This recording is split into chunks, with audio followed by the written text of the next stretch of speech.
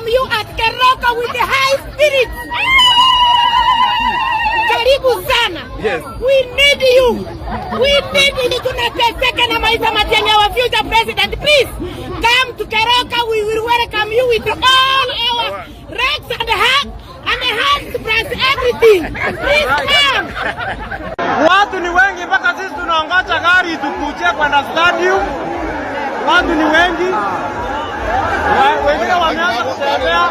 Sisi tunaongoza magari tuchukue stadium. Matiang'i for president. Watu ni kubaya. Watu ni kubaya. My people, Matiang'i ametingiza ground. Alafu kuna mtu ananiuliza hapa, huko State House wanasemaje? Wanasemaje? Alafu naona watu 10 bila break tissue zimeisha. Kuna hiyo forest hapo kando, mnaweza endelea kutumia matawi.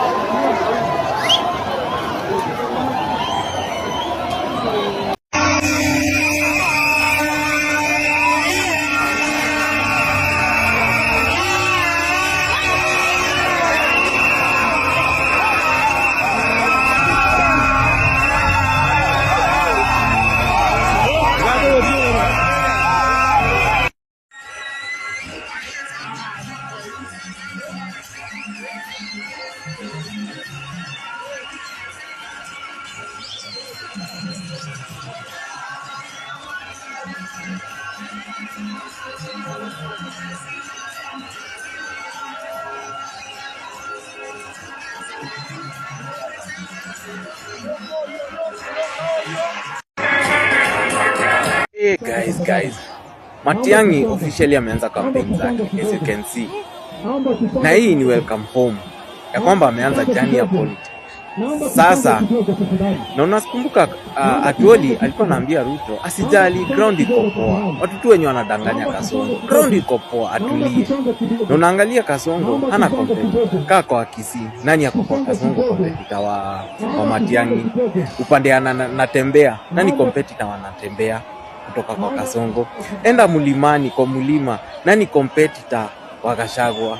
Enda Ukambani, nani competitor wa Kalonzo? Ruto wako naye. So Kasongo ache kudanganywa. By the time inafika 2027 atakuwa peke yake na atashangaa. Na unakumbuka jenzi wako hapo. Kwanza hii reject the bill 2025 inafika, jenzi wako kando. Sasa watatio moto.